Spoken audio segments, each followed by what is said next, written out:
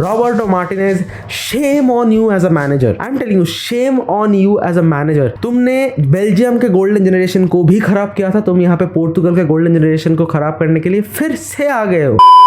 तो यूरोस के quarter finals के मैचेस खत्म हो चुके हैं and I guess it's very high time कि हम थोड़ा बात कर ले कि कैसे इंग्लैंड फिर से गलीज तरीके से खेल के सेमीफाइनल तक चली आई, या फिर कैसे क्रिस्टियानो को एक बलि का बकरा बना के उसके कंधे पे बंदूक रख के रॉबर्टो मार्टिनेज चुपचाप निकल गया इस यूरो से। इन सब चीजों के बारे में बात करेंगे। I am Rishik, you are watching the mass. Welcome to another video, let's get started. अगर हम पहले मैच की बात करें, that is Spain versus Germany. अब देखो, स्पेन वर्सेस जर्मनी के मैच में अगर तुमने एक चीज देखा होगा, दैट इज स्पेन और जर्मनी के बीच में अगर तुम विनिंग परसेंटेज देखोगे कि कौन जीत सकता था ये मैच, इट्स ऑलमोस्ट 50-50, क्योंकि दोनों टीम से एकदम डिफरेंट ग्रेवी है, बीट स्पेन और बीट जर्मनी। यहीं पे अगर तुम जर्मनी की बात करो, टोनी क्रूज का लास्ट मैच था ये, और यहीं पे अगर मैं जर्मनी के बाकी प्लेयर्स की बात करूं, फॉर एग्जाम्पल फुलक्रूग, मुसियाला या फिर हैवर्ट्स, जिसको शायद मैच के बाद 2 चमाड़ मारे होंगे आई गेस जर्मनी के प्लेयर्स, लेकिन वहीं पे अगर मैं जर्मनी के परफॉर्मेंस की बात करूं, it was a pretty decent performance. Cruz का उतना अच्छे से गेम नहीं आया है, बहुत सारे प्लेयर्स का उतना अच्छे से गेम नहीं आया है। For me I think Havertz को इस मैच में कम से कम 2 गोल मार देना चाहिए था। उसने जो चांसेस मिस किए हैं भाई, फॉर एनी अदर स्ट्राइकर, अगर तुम लुकाको को भी वहां पे खड़ा कर दो, वो भी जाके 2 गोल मार आएगा वहां से। लेकिन यहीं पे अगर मैं स्पेन की बात करूं, Lamine Yamal, being a Real Madrid fan, I have to accept this, that guy is a gem of a player and I hate people who compare Lamine Yamal with Arda Guler. ये दोनों players euros में वो छाप छोड़ के गए हैं जो शायद अगले 10 या 20 साल is going to give us a hell entertainment of football. अगर तुम आज गुलर की बात करो, देखो 19 साल का बंदा है, उसने इतना अच्छा इंपैक्ट डाला है। लेकिन अगर मैं यहाँ पे स्पेन की बात करूँ, स्पेन के साइड से यमाल का 16 साल की उम्र में बंदे ने अभी तक लीगल एज नहीं लिया है अकॉर्डिंग टू अस इंडियंस, क्योंकि 18 साल में पूरा लीगल एज होता है। यहीं पे अगर मैं लमीन यमाल की बात करूँ, इतना अच्छा प्रेजेंस ऑफ माइंड, प्रॉपर तरीके से अपने नंबर 10 को ढूंढना, जहाँ पे ऑल्मो ने आके एकदम परफेक्ट फिनिश किया था उस बॉल को, ये चीज़ एक 16 साल के बंदे से मैं एक्सपेक्ट तो कम से कम नहीं करता हूँ। लेकिन वहीं पे स्पेन के अगर मैं बाकी प्लेयर्स की बात करूँ, the way they defended, the way they played, मुझे to be very honest match के पहले भी लगा था कि स्पेन जीतेगी इस मैच को। ऑल्दो बहुत सारे लोग बोल रहे थे कि जर्मन जीतने वाली है इस मैच को, लेकिन I thought Spain were the only contender of this match जो शायद इस मैच को निकालने वाले हैं। And yes, game extra time तक गया, लेकिन इसके बाद भी स्पेन ने वो जो लास्ट बस मैच खत्म होने से जस्ट पहले वो एक पिंच कर दिया जर्मनी को, that was more than enough. यही पे अगर मैं दूसरे मैच की बात करूं, that is Portugal versus France, one of the shittiest match I have seen in this Euros. Roberto Martinez, shame on you as a manager. I'm telling you, shame on you as a manager. तुमने Belgium के golden generation को भी खराब किया था, तुम यहाँ पे पोर्तुगल के गोल्डन जनरेशन को खराब करने के लिए फिर से आ गए हो। अब देखो, मैं as a Ronaldo fan obviously चाहूंगा कि रोनाल्डो वर्ल्ड कप भी खेले, लेकिन रोनाल्डो का role in this team has changed. We fans have to accept it, we fans on the social media, we have to accept this fact. उसने अपने life में जो करना था उसने कर दिया है मेरे भाई। अगर तुम 39 इयर्स के रोनाल्डो को जाके बोलोगे कि भाई तू ना वहां पे 3 डिफेंडर्स है, 3 डिफेंडर्स के ऊपर से बॉल को चिप करके गोल करते, एक 39 इयर्स के एज के लेजेंड के लिए ये चीज़ उतना आसान नहीं है। ये चीज़ रोनाल्डो करता था जब वो अपने प्राइम पे था, या फिर अगर तुम इस वर्ल्ड कप से पिछले वर्ल्ड कप की बात करो, वहाँ पे भी Ronaldo was in god form. लेकिन यहीं पे अगर मैं बात करूँ इस पोर्तुगल टीम की against France, this Portugal team made so many chances, लेकिन यहीं पे वो चांसेस उतना क्लिनिकल नहीं था। And there is a reason कि मैं ये कहता हूँ कि रोनाल्डो को बेंच से स्टार्ट करना चाहिए कभी कभी, क्योंकि अगर एक बंदा एक मैच में 120 मिनट का गेम खेलता है, अगले मैच में फिर से 120 मिनट का गेम उस प्लेयर को खिलाना नहीं चाहिए। आई नो वो बहुत फिट है, वो एक लीडर है, वो एक लेजेंड है भाई, हम भी चाहते हैं कि हमारा लेजेंड खेले, लेकिन यहीं पे अगर मैं देख सकता हूँ कि इस मैनेजर को बस बचना है। उसे पता है कि अगर इस मैच में कुछ भी गड़बड़ होता है पूरा मीडिया रोनाल्डो पे ही ये चीज थोपेगी, एंड वहीं से रॉबर्टो मार्टिनेज चुपचाप इस स्टोरी से निकल जाएगा। यहीं पे अगर मैं बात करूँ रोनाल्डो का role in this team should be कि वो आके एक इम्पैक्टफुल लीडर का रोल निभाए, maybe that is off the bench sometime, या फिर स्टार्टिंग से के खेल के वो सब्स्टिट्यूट हो जाए आफ्टर 50 मिनट्स या 60 minutes.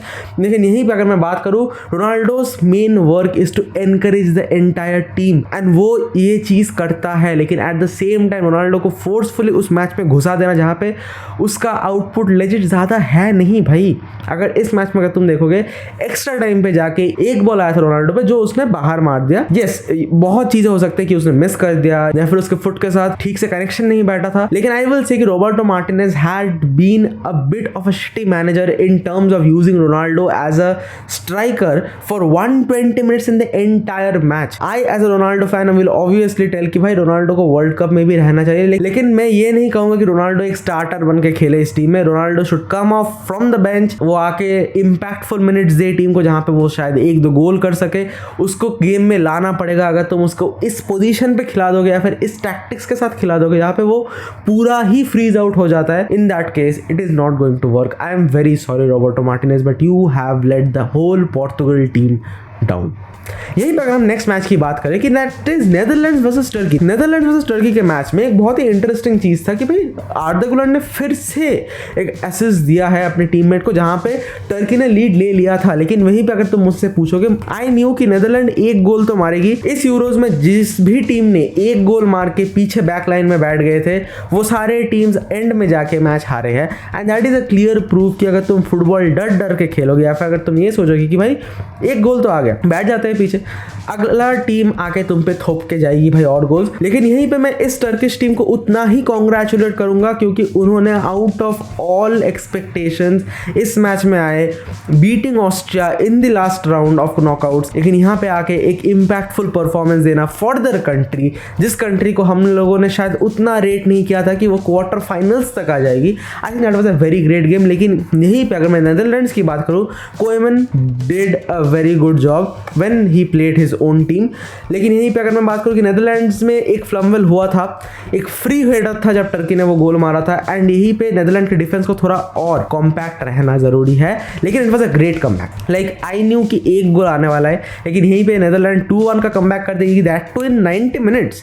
That is a pretty great work I would say, क्योंकि यहाँ पे तो मैक्सिमम मैचेस ही एक्स्ट्रा टाइम पे जा रहे हैं या फिर पेनल्टी में जा रहे हैं। तो वहीं पे अगर नेदरलैंड ने 90 मिनट्स के अंदर ही अंदर इस मैच को सील कर दिया था, I think there can not be anything better than that. लेकिन यहीं पे अगर मैं अगले मैच की बात करूं जो कि लास्ट मैच था इस क्वार्टर फाइनल्स का, that is England versus Switzerland. England ने फिर से गलीज फुटबॉल खेल के इस मैच को फिर से निकाल दिया। आई मीन इंग्लैंड का qualification was purely based on a water bottle that Pickford was carrying.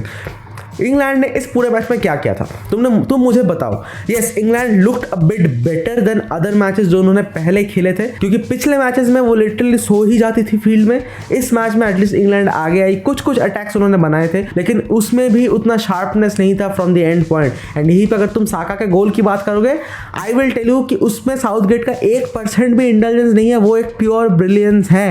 And I would have been so happy अगर स्विट्जरलैंड ने वो पहला गोल डिफेंड कर लिया होता एंड इंग्लैंड को लात मार के भगा दिया होता, क्योंकि that is what England deserves. अब देखो, ये भी एक आर्गुमेंट है कि नॉकआउट स्टेजेस में हो, गलीज फुटबॉल भी खेल लो, तुम डिफेंड भी कर लो, अगर तुम फाइनल तक चले जाते हो या फिर अगर तुम जीत लेते हो, इसमें बुरा क्या है? हाँ, बुरा कुछ नहीं है भाई। लाइक मैड्रिड ने भी सिटी का अगेंस्ट सिर्फ डिफेंस ही किया था ना in the whole extra time. तो यहीं पे अगर मैं इंग्लैंड की बात करूँ अब से फ्रॉम द सेमीफाइनल्स या फिर फ्रॉम द क्वार्टर फाइनल्स, अगर वो सिर्फ डिफेंस करते हुए जाते हैं एंड अगर हर मैच में वो ये सोचते हैं कि वो पेनल्टी मार के इस मैच को निकाल लेंगे, आई थिंक ये तो भाई मतलब लॉन्ग बॉल क्रॉस इंशाअल्लाह पे गेम चल रहा है। मतलब ठीक है, मतलब देखो टीम्स जीतती है ऐसे, देयर इज नो डाउट कि टीम्स नहीं जीतते हैं, लेकिन एक इंटरेस्टिंग फुटबॉल, एक प्रॉपर बिल्डअप वाला फुटबॉल, एक थोड़ा सा अटैकिंग फुटबॉल, जब आपके पास इतने प्लेयर्स हैं, ये चीज़ सारे फैंस एक्सेप्ट करते हैं। मेरे बद्दुआ हमेशा इंग्लैंड के साथ रहती थी, अभी भी रहेगी कि इंग्लैंड हारे सेमीफाइनल्स में फिर से। लेकिन फिर भी मैं ये कहूँगा कि इंग्लैंड ने जो खेला है, जो गलीज फुटबॉल खेल के वो सेमीफाइनल तक आ गए, इसके बाद I don't really think that is a point in hating England any more. क्योंकि अगर साउथगेट को लगता है कि वो वो ऐसे खेल के यूरोज जीत सकते हैं। देन अगले टूर्नामेंट से I think in the world cup also सारे टीम गलीची खेलेंगी भाई, क्योंकि उन्हें पता है कि मैं बैक डिफेंस में बैठ जाऊंगा, टीम आएगी मार नहीं पाएगी, मैं शायद काउंटर पे एक मार दूं या फिर जाके मैं पेनल्टी शूटआउट में जीत लूंगा। तो एक्साइटिंग फुटबॉल की हत्या हो रही है यहाँ पे। लेकिन at the same time I think Switzerland did play a very good campaign. मैं स्विट्जरलैंड को राउंड ऑफ 16 से ही बहुत हाईली रेट कर रहा था जब उतने लोग नहीं कर रहे थे, क्योंकि Switzerland were having a pretty good campaign. लेकिन यहीं पे स्विट्जरलैंड बाहर हो गई and I really feel bad for them, क्योंकि भाई स्विट्जरलैंड डिजर्व करती थी आगे जाना। The brand of football they have played, the dedication with which they have played, जो गलीचपना ना करना, जो ऑल आउट जाके सामने के टीम को तोड़ना, I will give the full credit to Switzerland for that. लेकिन यहीं पे यस यार, कुडोस टू साउथगेट कि सेमीफाइनल में आ गए, लेकिन कितने देर तक भाई? सेमीफाइनल में तो शायद हारोगे या फिर फाइनल में जाके स्पेन से ठुक जाओगे। एंड यहीं पे अगर मैं सेमीफाइनल्स का थोड़ा प्रेडिक्शन भी कर दूं कि फ्रांस वर्सेस स्पेन के मैच में क्या होने वाला है, देखो this is I think no brainer कि फ्रांस के जीतने के chances like 10% according to me. Spain शायद जाके एकदम ठोक ही देगी फ्रांस को। फ्रांस का डिफेंस नो डाउट, फ्रांस का डिफेंस अच्छा है, लेकिन भाई लास्ट मैच में पोर्तुगल का भी वो माइंडसेट नहीं था कि वो जाके गोल्स के बाद गोल्स मार दे। पोर्तुगल भी थोड़ा सेट बैक कर रही थी एंड यहीं पे मुझे लगता है कि स्पेन फ्रांस को हरा देगी। And on the other hand England versus Netherland के मैच में अगर मैं तुम्हें कहूँ कि नेदरलैंड ने रोमेनिया को जैसे हराया था, नेदरलैंड ने टर्की को जैसे हराया है, अगर यही ब्रांड ऑफ फुटबॉल वो इंग्लैंड के सामने 50% भी खेल देंगे, इंग्लैंड के धागे खुल जाएंगे, क्योंकि England is playing a total defensive game. उनके डिफेंस को बस एक बार तोड़ के 2 से ज़्यादा गोल मार दो भाई, या फिर 2 गोल ही मार दो, वो टीम कम बैक नहीं कर पाएगी। I am damn sure about this. बस 2 goal, England should concede 2 goals in the semifinal at the first place, वो कम बैक नहीं कर पाएंगे। जब वो स्कोर लाइन 2-0 हो जाएगा, साउथगेट के पास वो टैक्टिक्स ही नहीं है, उसके पास प्लेयर्स है लेकिन उसके पास वो टैक्टिक्स ही नहीं है कि वो उससे कम बैक करवा ले। एंड यहीं पे I want to go with Netherlands. तो आई थिंक इस यूरोस के फाइनल में हम स्पेन वर्सेस नेदरलैंड्स देखेंगे, which is a pretty hopefully it will be a good game, and उसके बारे में बाद में बात करेंगे। लेकिन यहीं पे I will like to end this video right now. I hope कि तुम्हें मेरे opinions about Cristiano, about Roberto Martinez, about Spain, about France, about England, ये सारी चीज़ें पसंद आई होगी। अगर पसंद आया है तो make sure to like the video, subscribe to the channel, and I will see you guys in the next one. Until then, take care guys. See you soon. Bye.